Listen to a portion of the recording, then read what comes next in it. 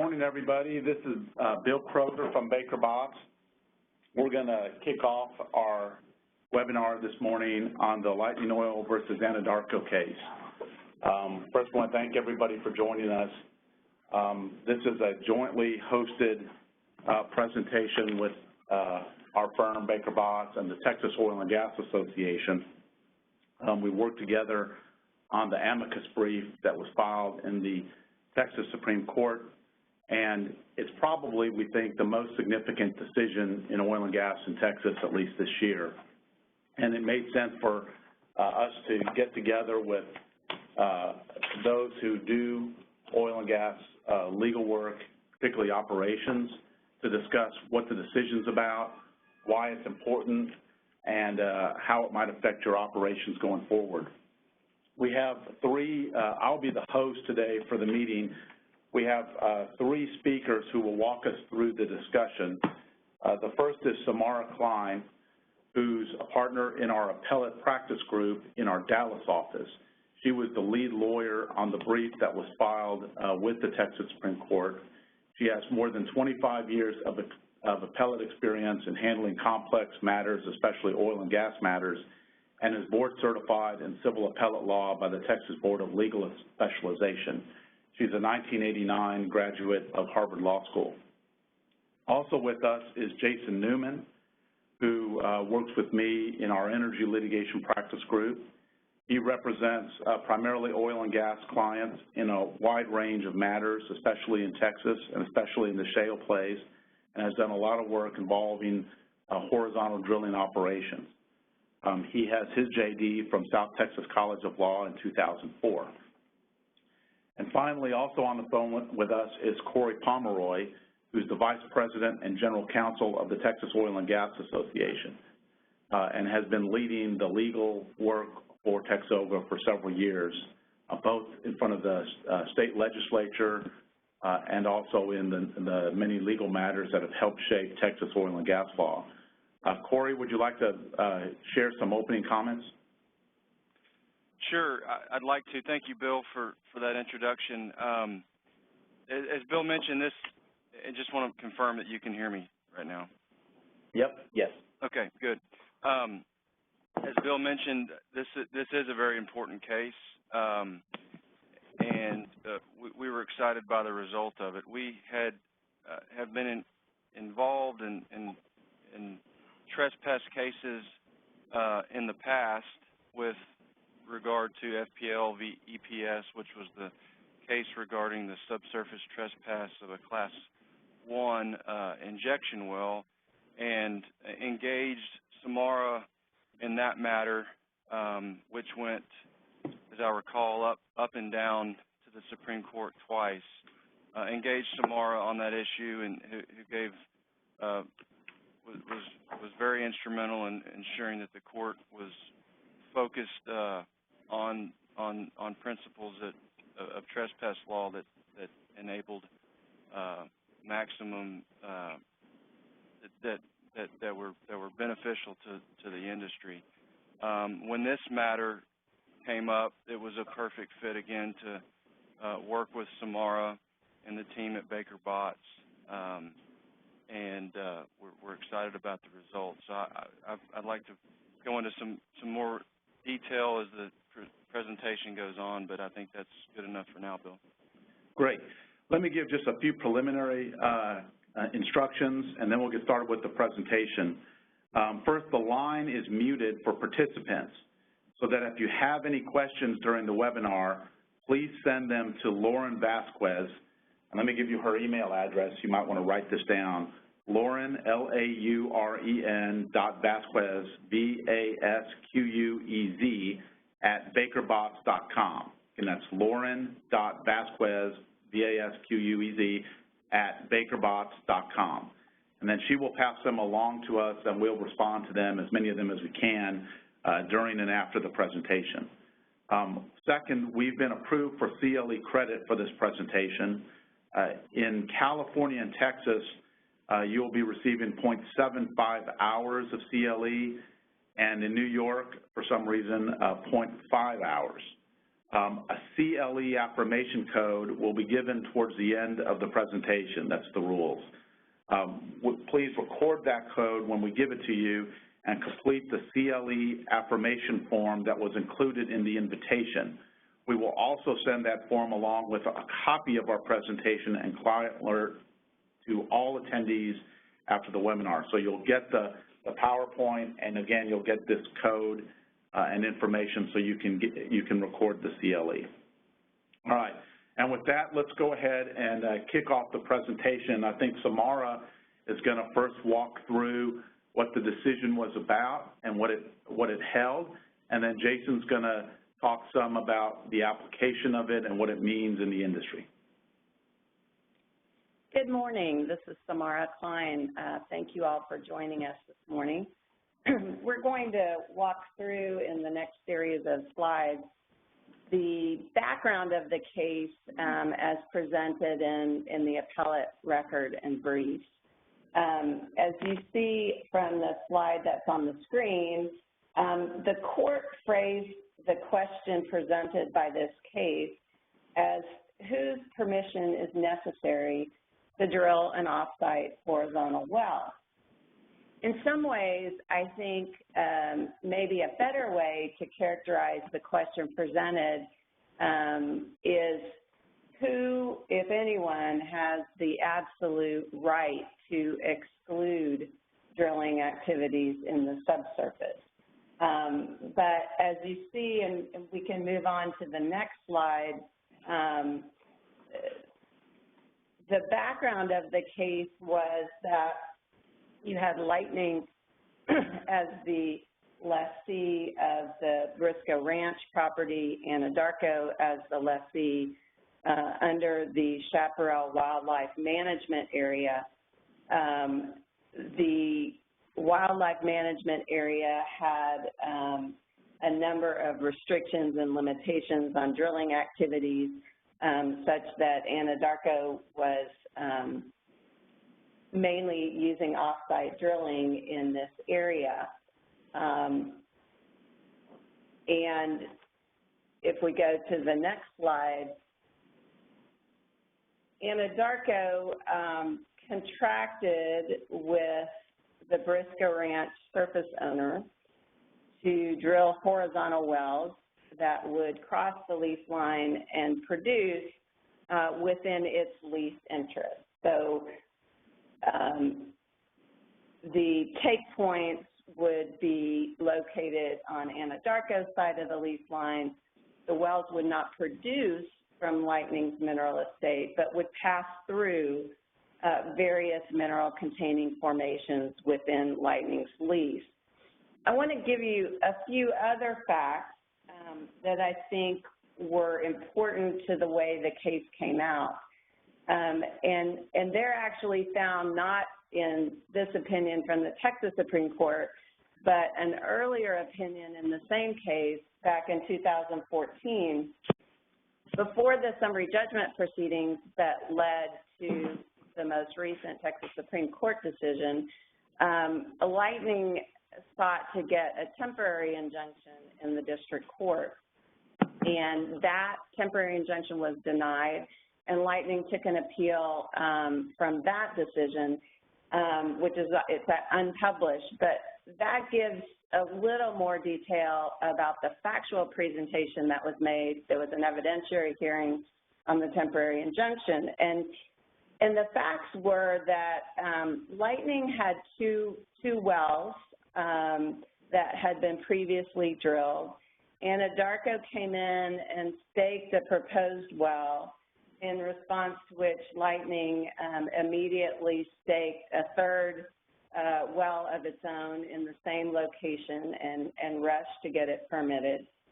Andarko then relocated its proposed well, and the evidence at the temporary injunction hearing was that there really was no interference subsurface posed by Andarko's proposed well with respect to Lightning's proposed third well. There was testimony before the district court that Lightning could proceed with its third proposed well without any problem given the new location of Anadarko's proposed well.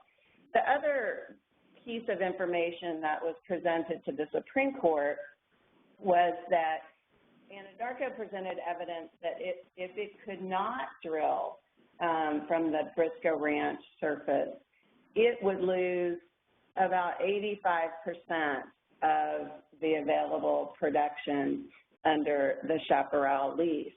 And I think both of those things, the fact that there was evidence of an absence of interference and that there was evidence of necessity for Anadarko, both contributed to the outcome that we're going to talk about next.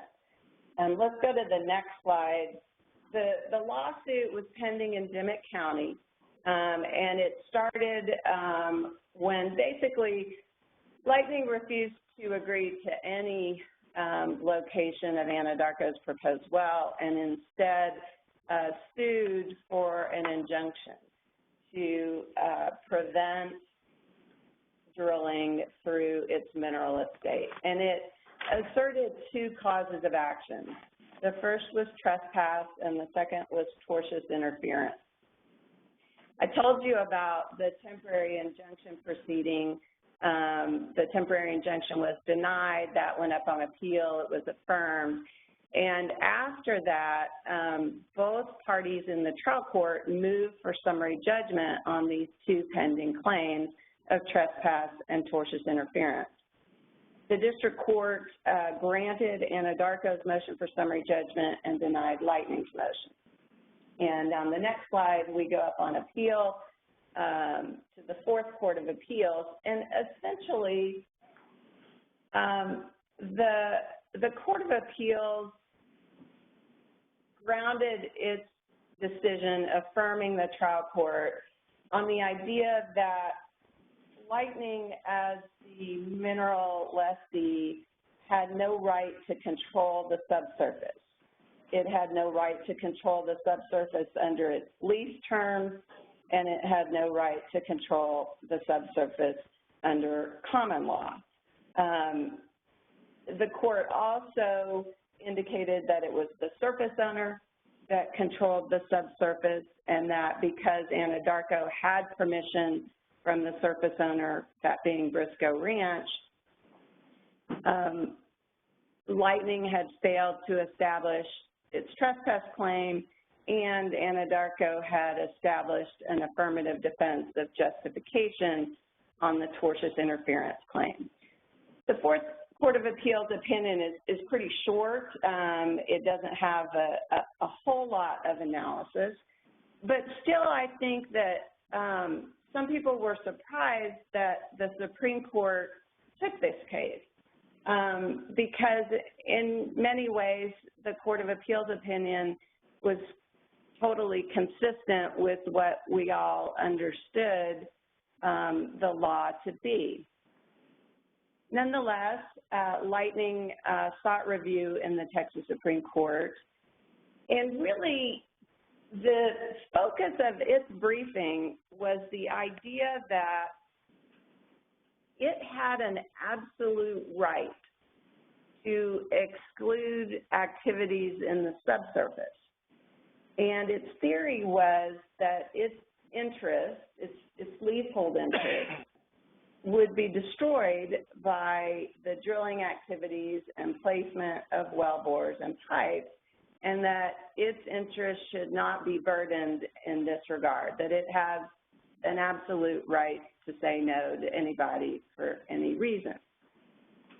That's how it defined the property interest that it wanted to protect through this trespass claim.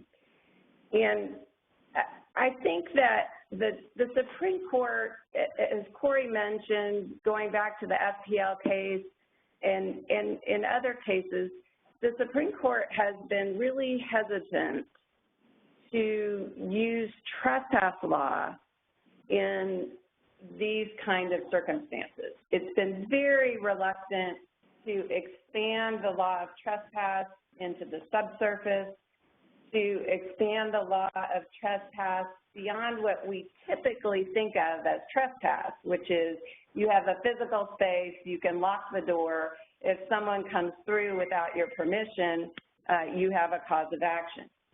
So the court has been resistant to expanding that kind of real property theory into a situation like the subsurface, where traditionally there has been a balancing of interest between the mineral interest owner and the surface owner.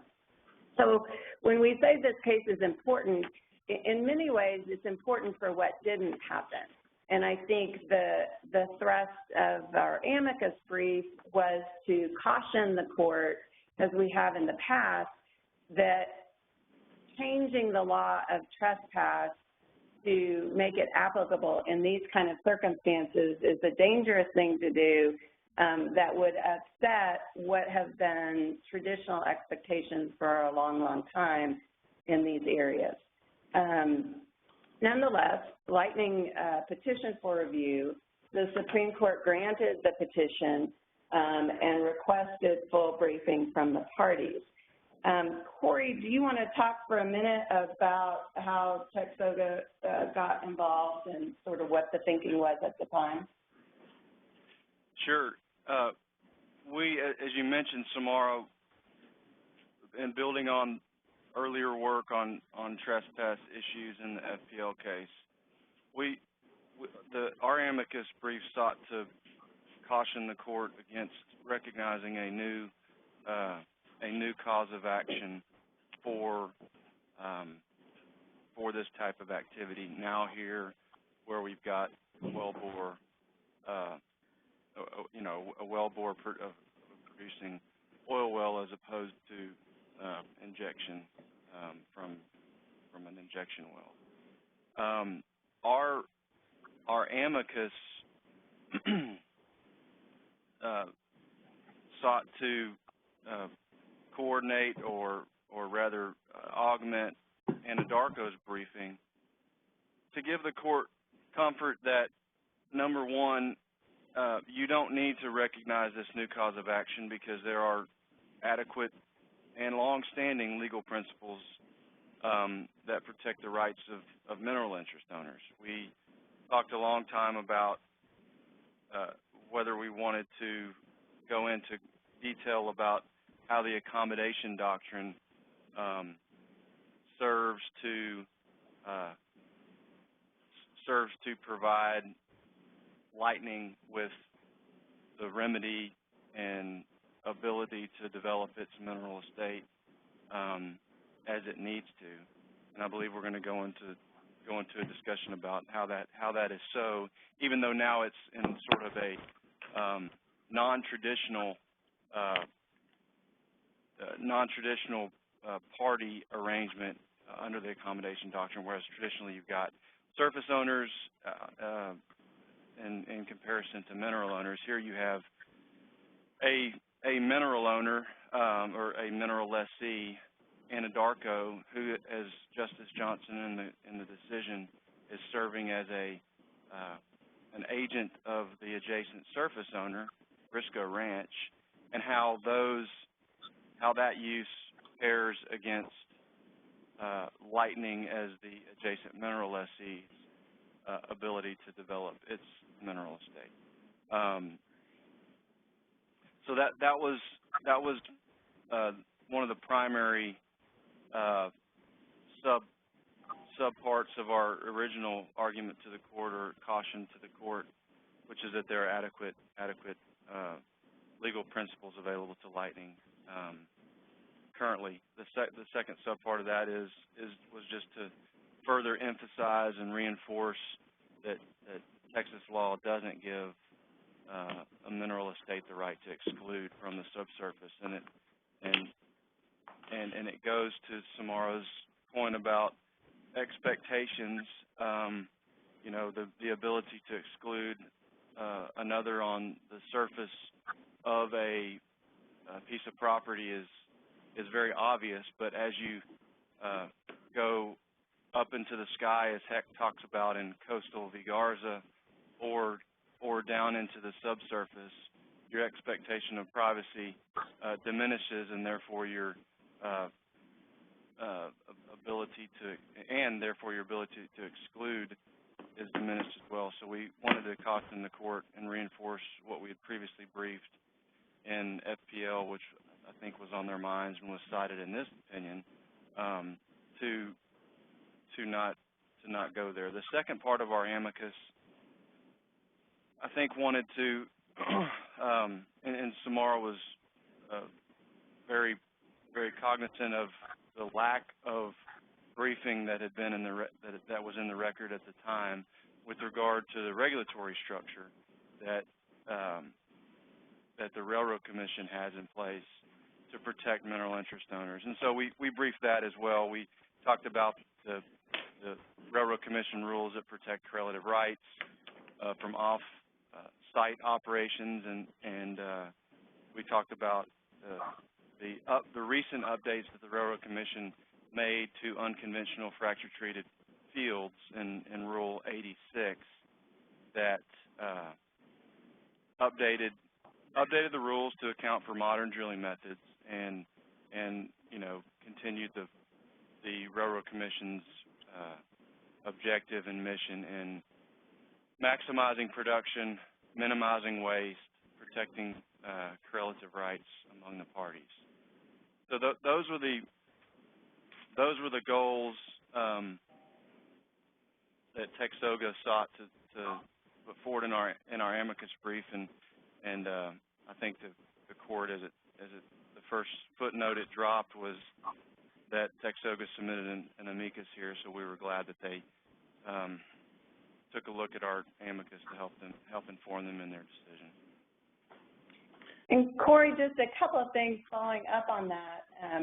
I think this is another example of the court really wanting to defer to the Railroad Commission and seeing the Railroad Commission as the expertise in terms of these kinds of issues. The petition for review and Lightning's brief tried to paint a picture of what it called a spaghetti bowl of activity in the subsurface, suggesting that things would be so out of control and there would be so much interference and so much risk of danger. And I think the laying out the regulatory structure assured the court that that really was not a realistic potential, that spacing rules and frankly just good operating practice was enough such that we didn't need to change trespass law for that kind of speculative harm. The other thing is the problem with Lightning relying on the idea of an absolute right to exclude is that it's really hard to see how that kind of absolute right could be cabined or could be consistent with the way things are in the real world. In this particular lease, for example, the Cutlass lease itself contemplated that persons other than Lightning would have the right to drill into the subsurface.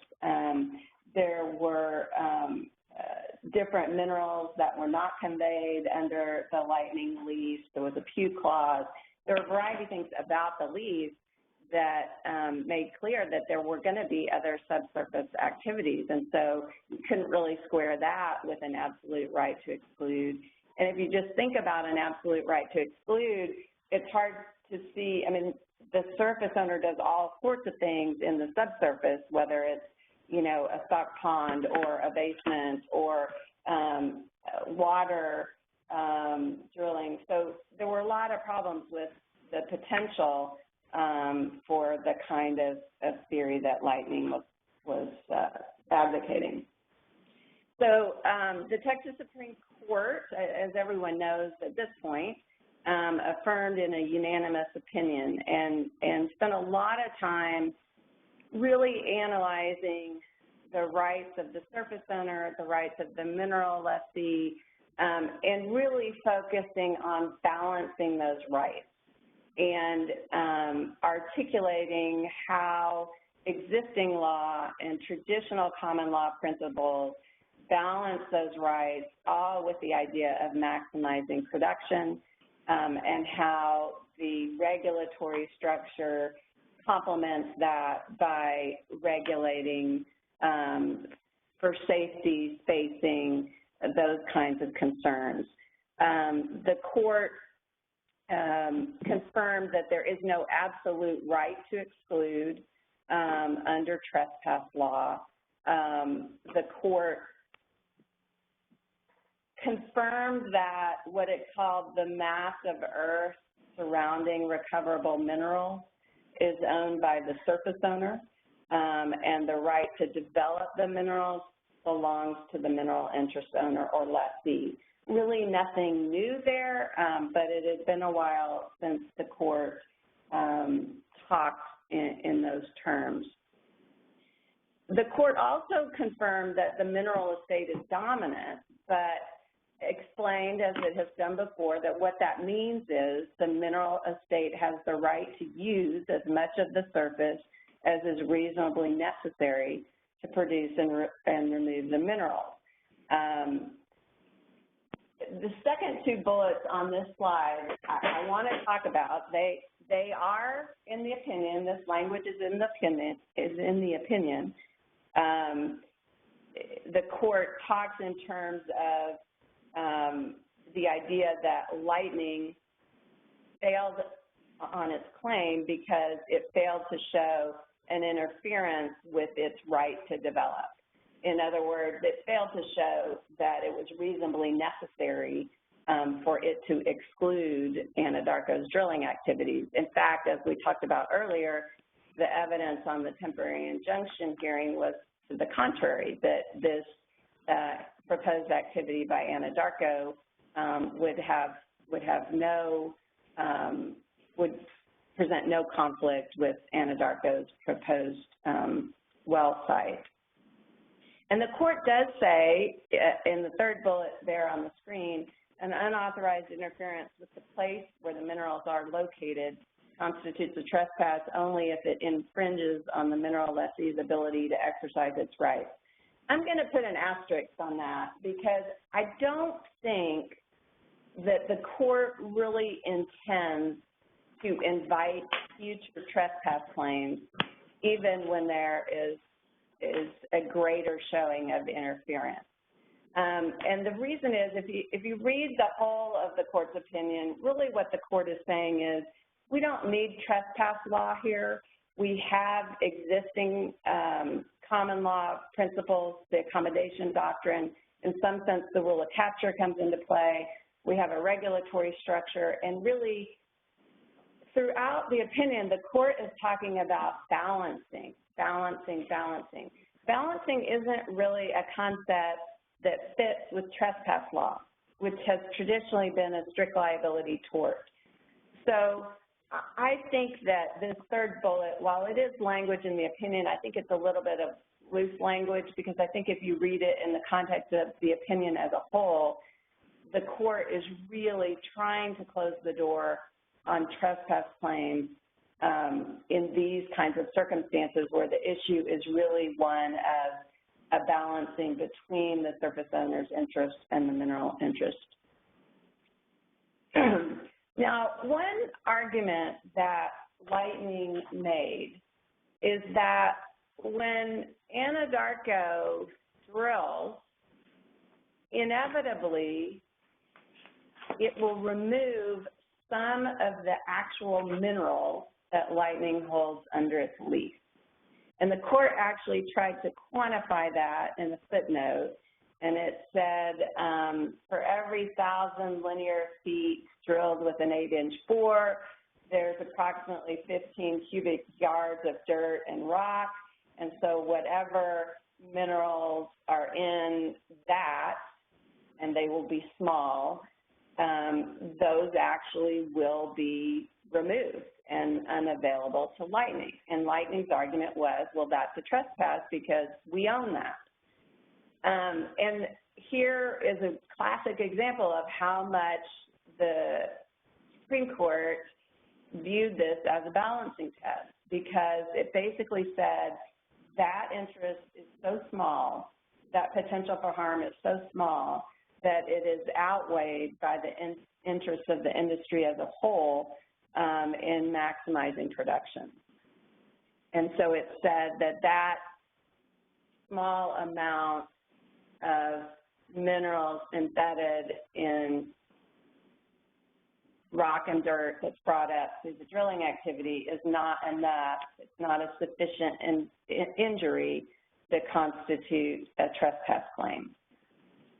And then, as Corey noted, the court several times in the opinion referenced the amicus brief and the field regulation that the Railroad Commission has in place, and that combined with the accommodation doctrine, which the court mentioned several times, in the court's view was adequate such that it didn't need to change trespass law to fit.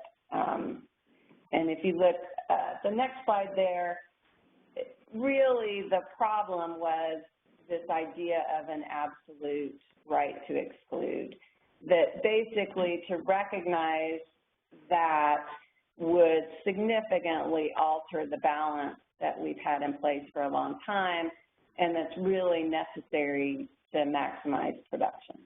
And so based on all those things, the court held that there was no trespass claim stated here, and that Anadarko's contract with Briscoe contemplated this activity and was a justification that was a defense to the claim for tortious interference.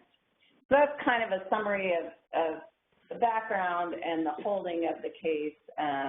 There are a lot of juicy nuggets in the opinion, and I'm sure everybody will find their favorite, but I think that's a fair summary of the opinion is we don't want to involve trespass in this kind of situation. These kinds of situations really need to involve a balance, that maximizing production is key, and that the regulatory structure and existing law have worked fine for a long time, and these kinds of disputes are fairly rare as a result and not a reason to fundamentally alter Texas common law.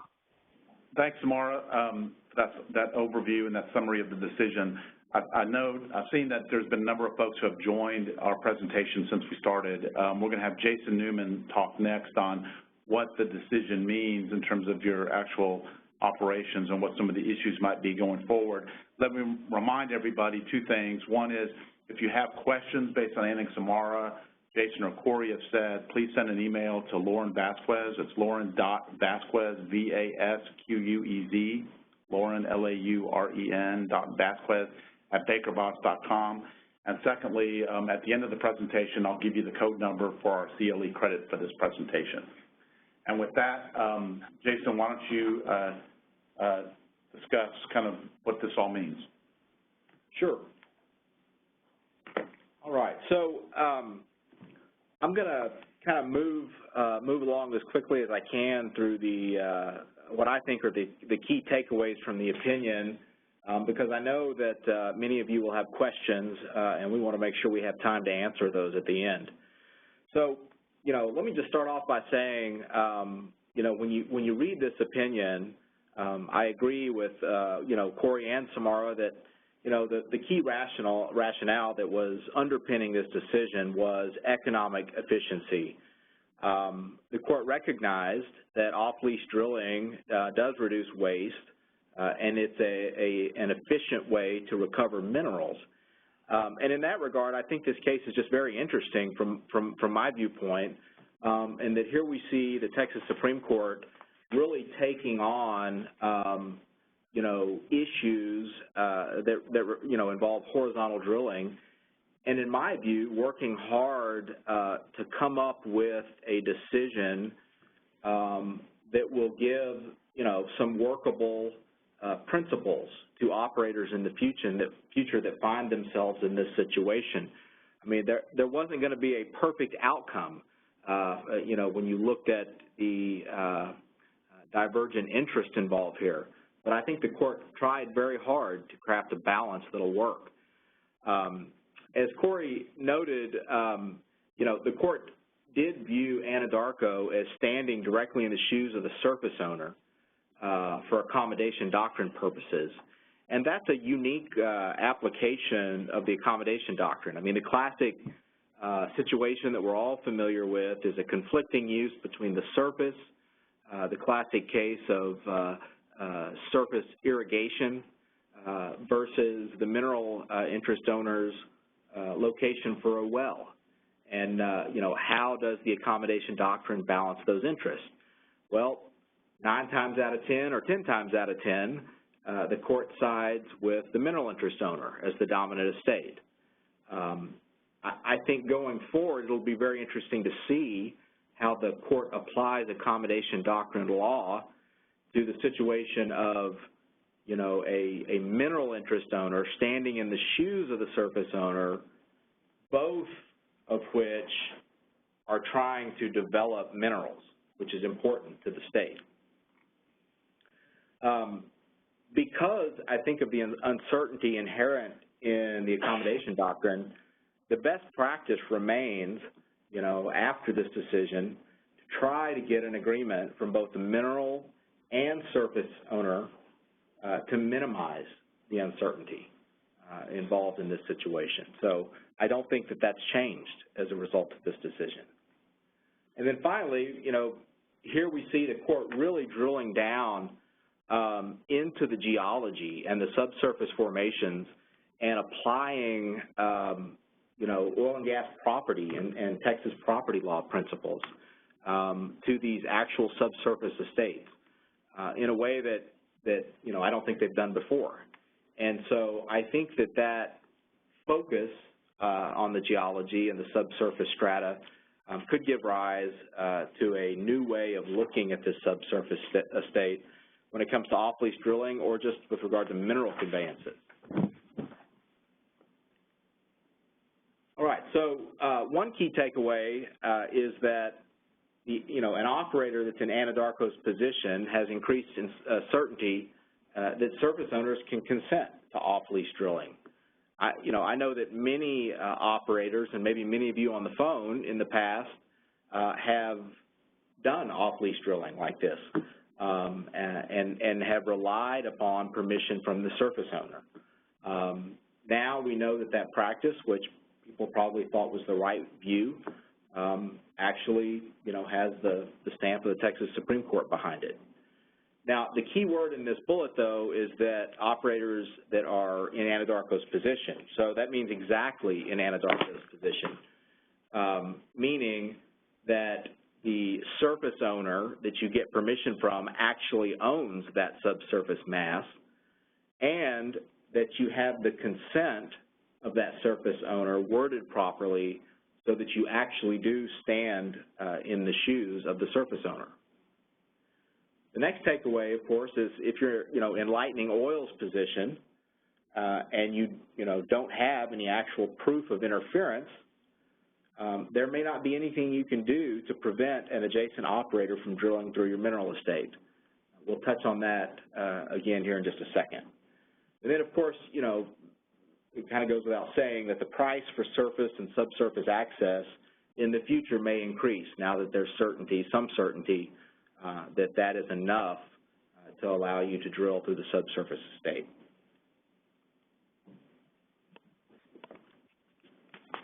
Whether a surface owner can grant that permission turns on whether the deed that severed the minerals from the surface actually gives, you know, retains in that surface owner the subsurface mass that was so important to the court in Lightning Oil.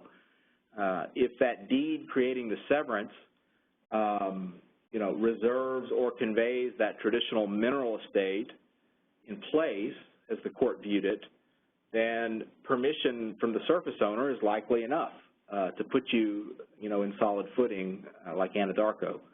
And that'd be because in that situation, the surface owner owns that mass or that subsurface matrix. However, if the deed is worded so that that mineral owner in that instrument creating the severance receives something more than just the traditional mineral estate or the 5 sticks in the bundle, then that surface owner's permission may not be enough. And so I think it's important to note that the Anadarko decision very much turns on its facts. And so when you're going out and you want to get consent from the surface owner to put yourself in Anadarko's position, you want to make sure that that surface owner actually has the right to give you access to the subsurface mass. And again, this uncertainty that may exist in that deed creating the severance is just another reason why it remains prudent after the Anadarko decision to try to work with the adjacent mineral lessee and the surface owner when you're trying to drill off lease.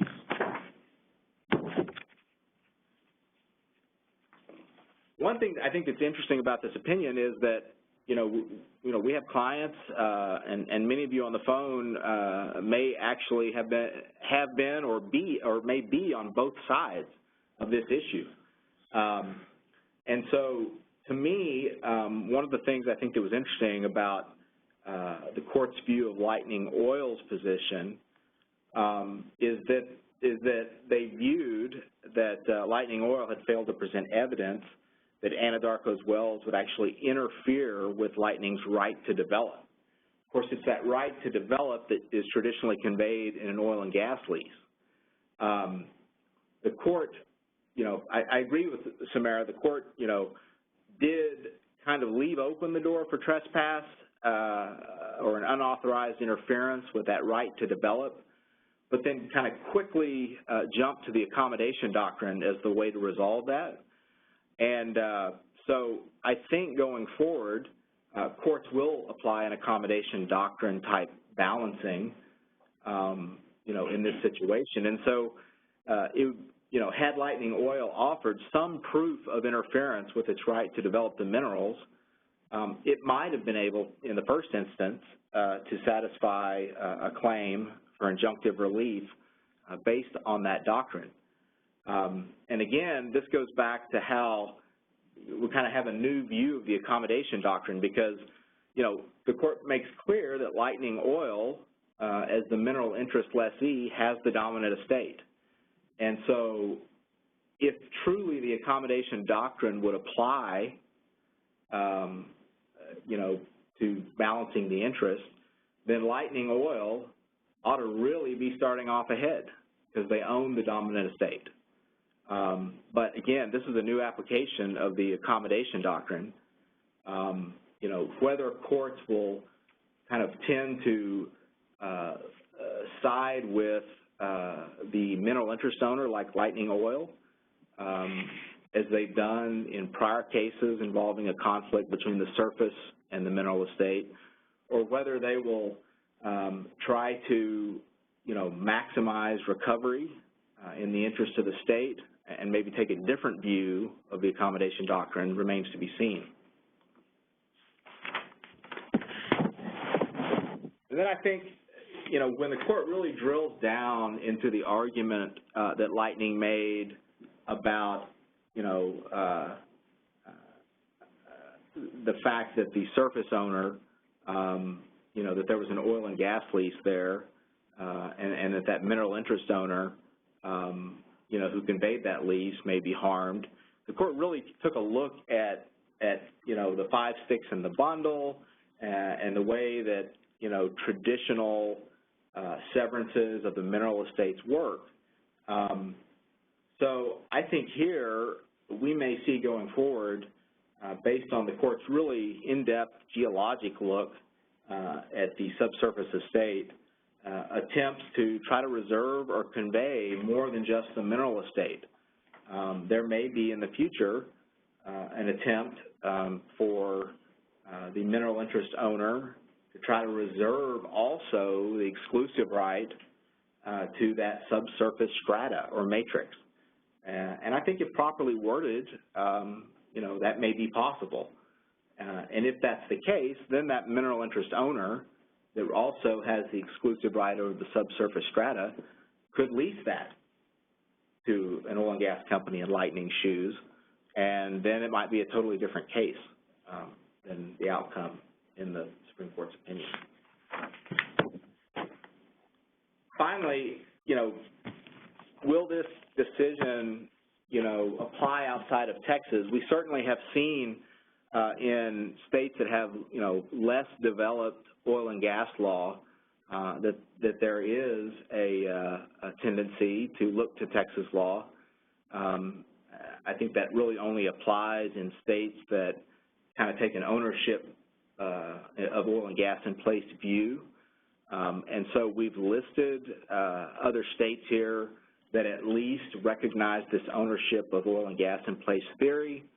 But, you know, I heavily caveat that by the fact that there are so many traditional oil and gas, you know, well-developed oil and gas principles that are in play in Lightning Oil, like the rule of capture, like the accommodation doctrine, that, you know, it's almost impossible right now to say that any of these states would follow wholesale the outcome of the Lightning Oil decision. Thanks, Jason. Again, if anyone has any questions, please send them to lauren.vasquez@bakerbotts.com. I'm going to go ahead and give you now the code for our CLE for those who, a couple of questions that we have. The code is 58627.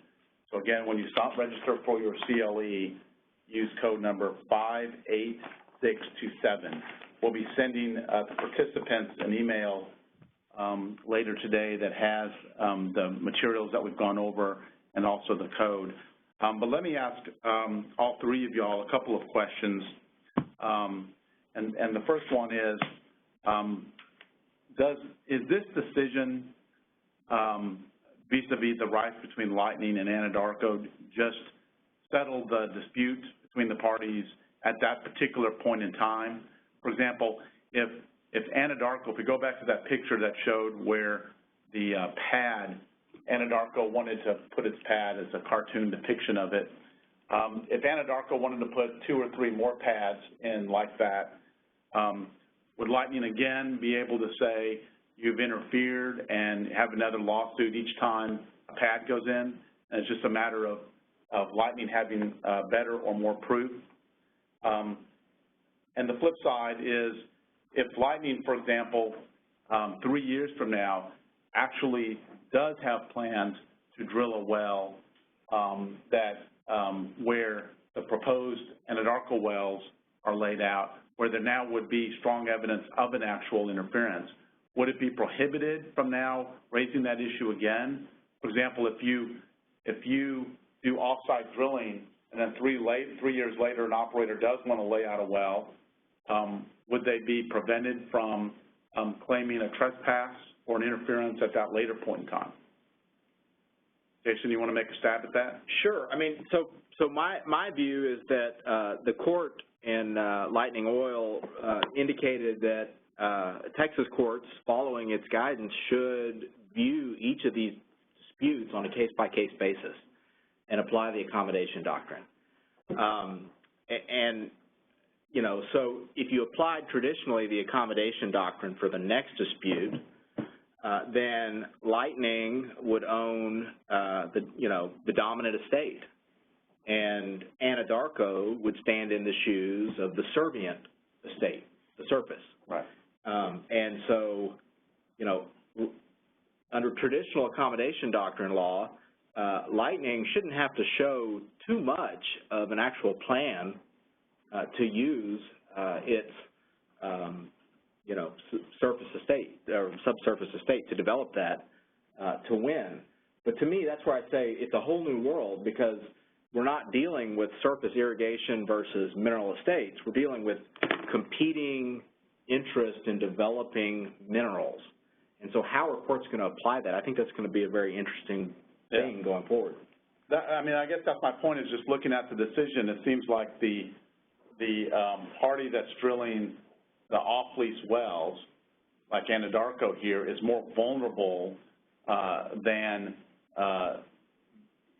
Lightning Oil would be to future claims of interference. And I just thinking the implications of all this. For example, would Lightning be able to say, or someone coming in another situation claim that you have to plug a well or do some work on a well bore because it's interfering with the development of the minerals. Samara and Corey, do you have any thoughts on that? Yeah, I do. I think that's a good point. You know, except to the extent that if Anadarko's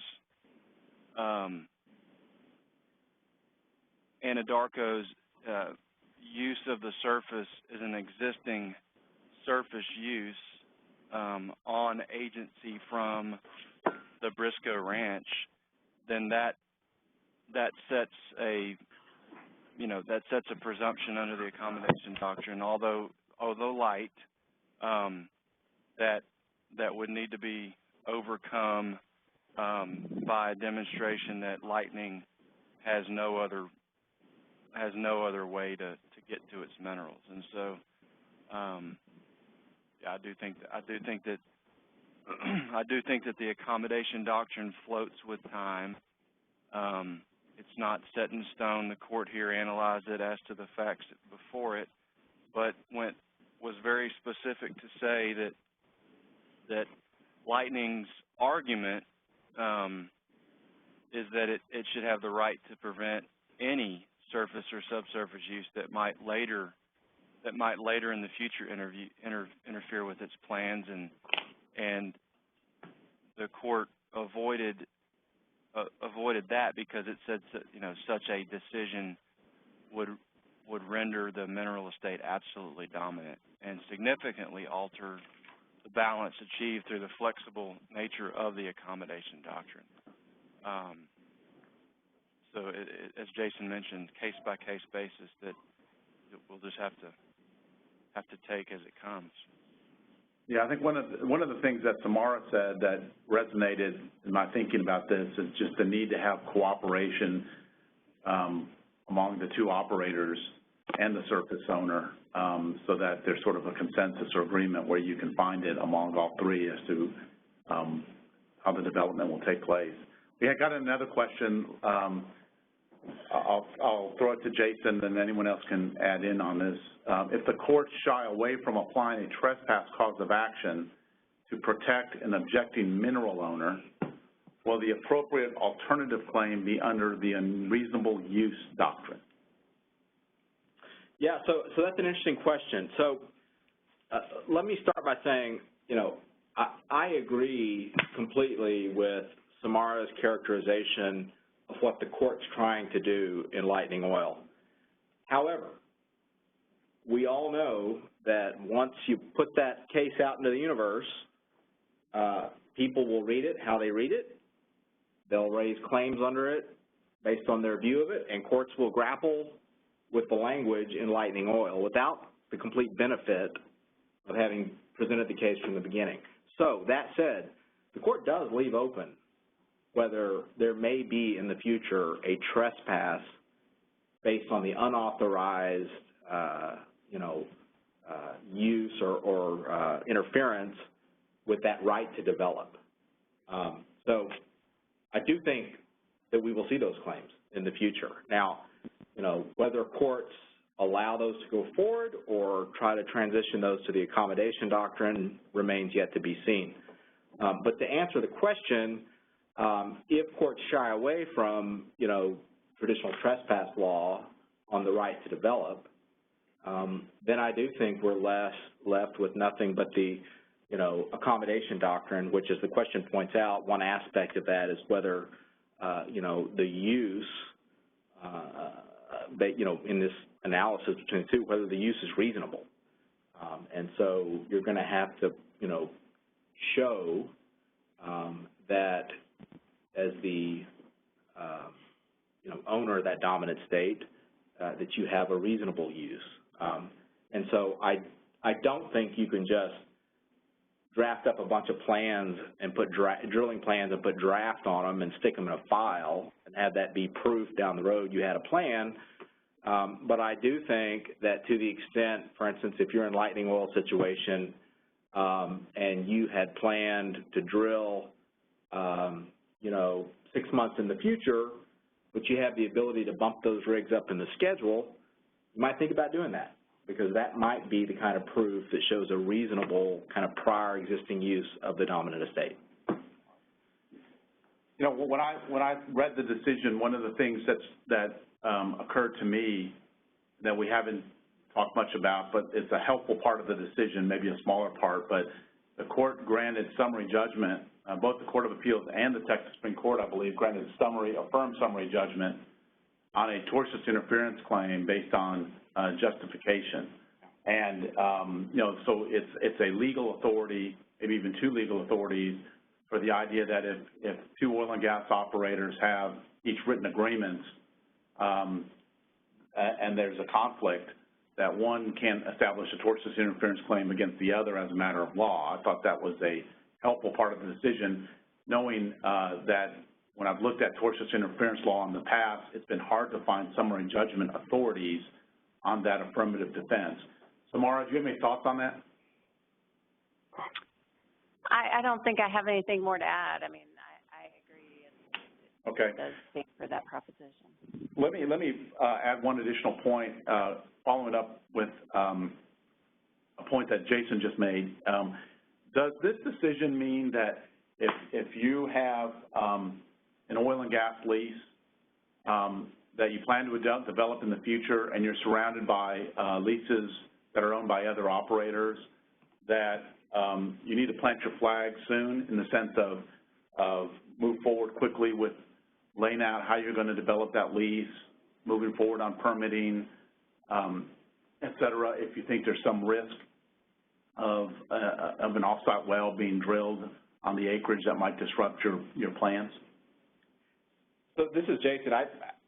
I think the answer to that, you know, subject to how you do it, is yes. Because I do think what the court really tried to do, and I applaud them for it in Lightning Oil, is balance these competing interests in a way that maximizes the recovery of oil and gas in Texas. And so, you know, the race to drill the well is always balanced by the Railroad Commission rules, you know, preventing waste and the like. But, you know, having plans, real plans to drill that are, you know, kind of have priority in time over your competing operator, I think under Lightning Oil, courts following that decision should give some priority to that in the accommodation doctrine analysis. So we're winding down. I don't think I have any more questions at this time. Corey, would you like to just kind of close us out with any concluding observations or comments? Sure. I think first of all, I'll say Lightning Oil approached Textoga to participate as an amicus to support its position. And as Jason mentioned earlier, while operators will may find themselves in a position such as Lightning and consider its defensive options consistent with this opinion, our membership decided it wasn't the same position and the same thought process in general and in most cases that Andarko's position was. I think that, and it's consistent with the court's approach, which is that the court it basically quotes, it does quote one of its earlier decisions in Coastal to say we weigh the interest of society and the interest of the oil and gas industry as a whole against the interest of the individual operator, which is very profound and, you know, in this case and in the context of allocation wells, I think will provide some authority with respect to the development of allocation wells where you have multiple mineral owners and multiple surface owners. And I think that raises questions beyond the scope of this of this webinar, but I do think it was helpful in this opinion, and it will prove helpful and serve as guidance in the future as well. Thank you very much, and thank you everybody for participating in our webinar today. Again, the CLE code number is 58627. We'll be sending out later today an email that contains the seminar materials and information on how to get CLE credit for this presentation. Thank you again. If you have any questions based on this presentation, feel free to call or contact any of us. Thank you very much. Bye-bye.